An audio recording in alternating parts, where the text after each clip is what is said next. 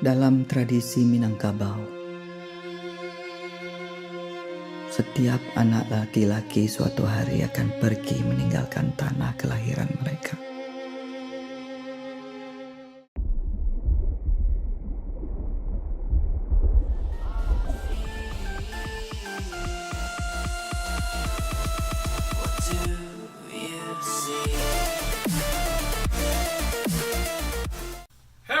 This is Cinema Headz. I'm Adrian, and I'm joined here by JP.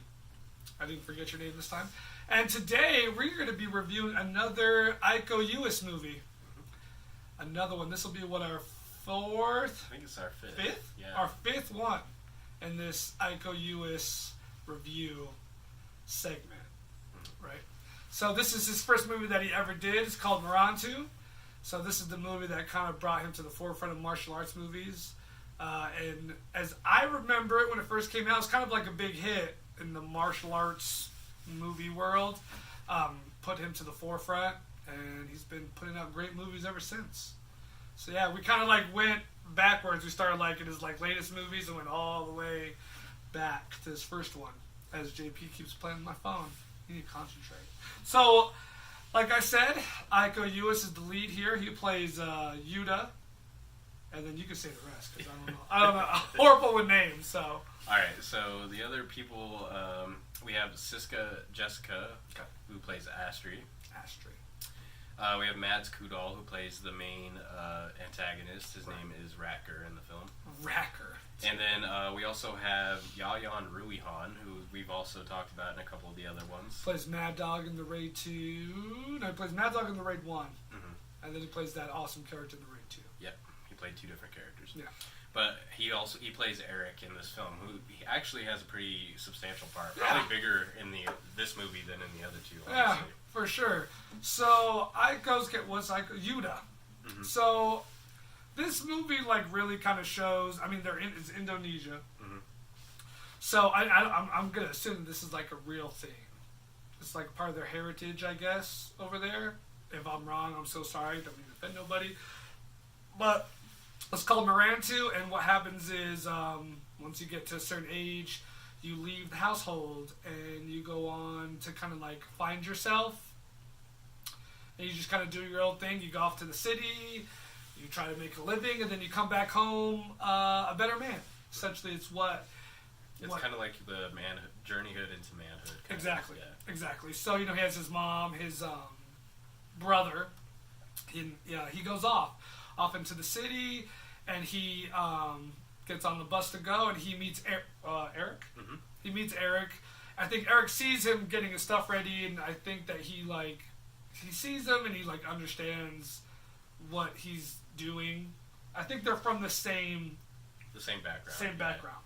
So he sits next to him in the bus, talks to him for a little bit, and Yuda tells him that he wants to teach Salat. I hope I said that right. Salat. Yeah, it's a martial arts, which I wasn't too familiar with before this movie, but it looks great on film. Mm-hmm. So they're talking to each other. He tells Eric that he wants to teach. That's what's going to be a part of what he does once he gets to the city. And he pretty much tells him, like, man, I don't know if that's going to be a great idea. City's not like what you think it is. So if you're good at that, maybe you should put those to better use in a different occupation. Right. That's what you want to call it. Mm. So when he gets to the city, he basically finds out that he can't teach Salat because there's really no good place to do it. Mm-hmm. The only recommendation he has is that a lot of instructors teach out of their home and they do private lessons and things like that. Right. So he doesn't have a whole lot to go off of. Doesn't even have a home to stay at. Apparently the place he was supposed to go was closed down or something. It was under construction and being rebuilt or something like that. Right. So, but anyways, he's in a restaurant and he gets his wallet stolen by a little boy. Mm-hmm. And he leads him to his bigger sister, who is Astri. Yeah, Astri. Yep.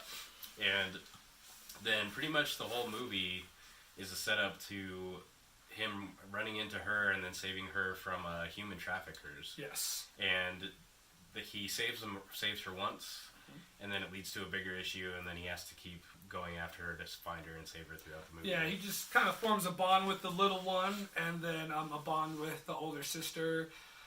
Just essentially trying to do the right thing. I mean, at first he tries to leave it alone, and he just can't, because he sees that they're doing wrong, and he wants to go help. But because he did it, now he's just involved in a bigger kind of plot. So because now these gangsters are after him from saving the girl from in the first place. So. Yeah, and so that's where we see Racker. Is that his name? Yeah. So Racker's like the lead antagonist, as JP said, and he wants the girl.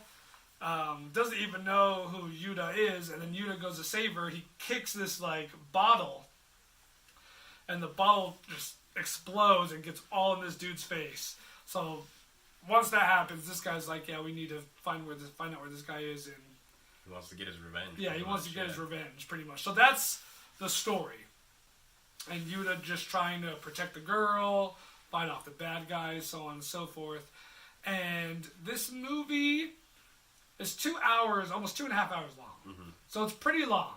A lot of these ones that we reviewed I'm sure you guys have heard me talk about how the storylines tend to be pretty long. Yeah, they're pretty long. They're good, but sometimes there's parts, like especially in this movie, there are parts where like the camera is pointing at the actor and they're not even doing nothing. Like they're just kind of standing there like looking, and it just sits there for a while. So I feel like you could have cut a lot of that out, and the movie probably would have been a little shorter. But there was a lot of like kind of dead space.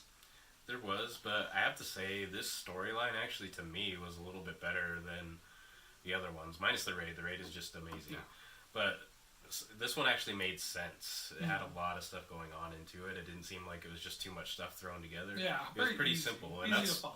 A lot of these ones have a more simple storyline, the ones that I enjoy more. Yeah, Aiko's movies are pretty simple to follow. Like, very, very easy storylines. And, of course, the action, the salat that he uses in this movie is just amazing. There's a bunch of fight scenes. All the fight scenes are amazing. And the one fight scene I want to point out is the one with him and Eric, because they end up having to fight each other.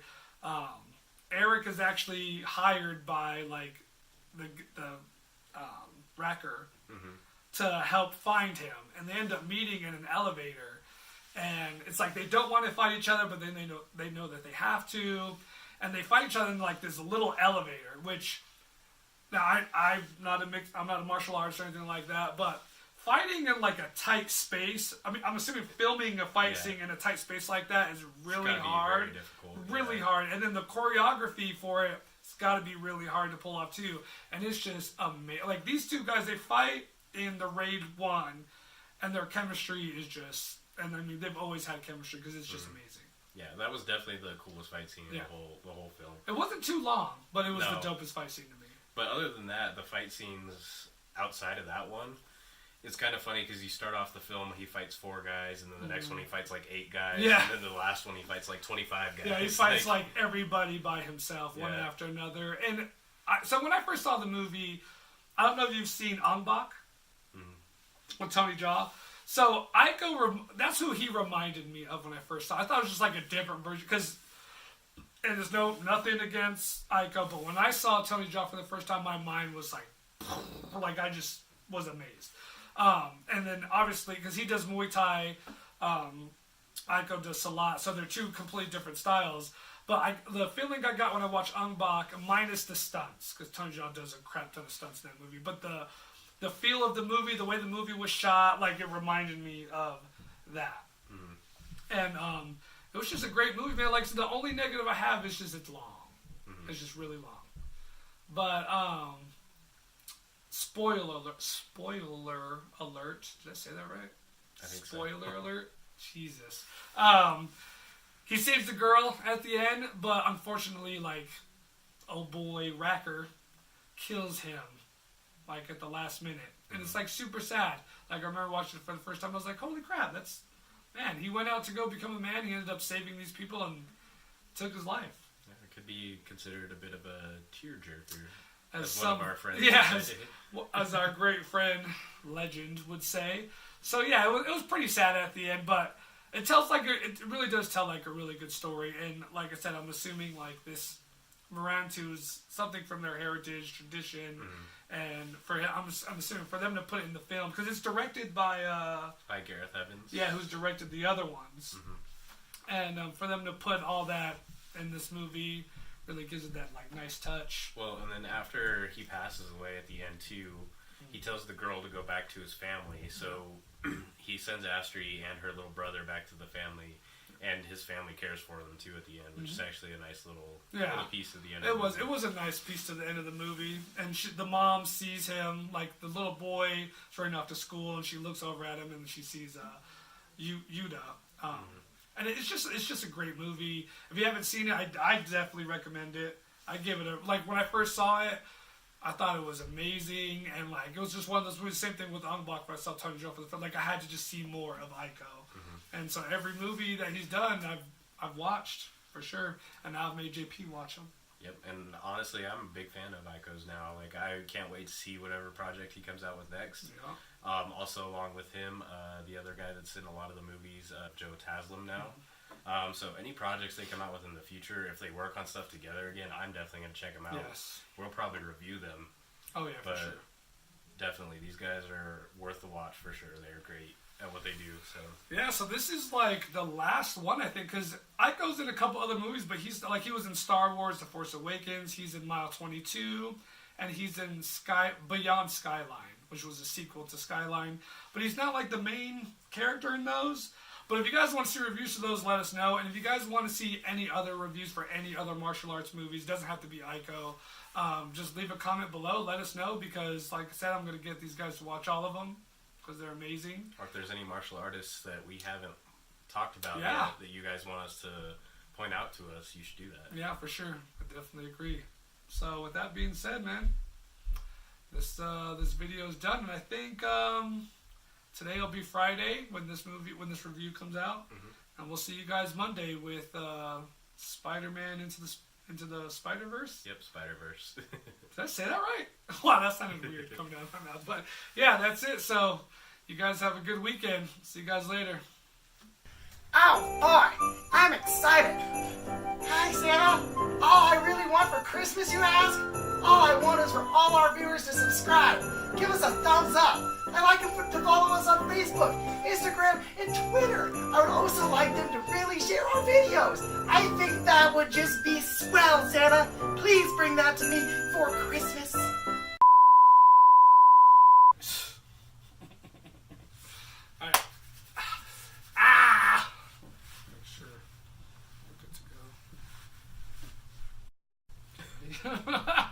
Right, hold on, make sure my Laker hat.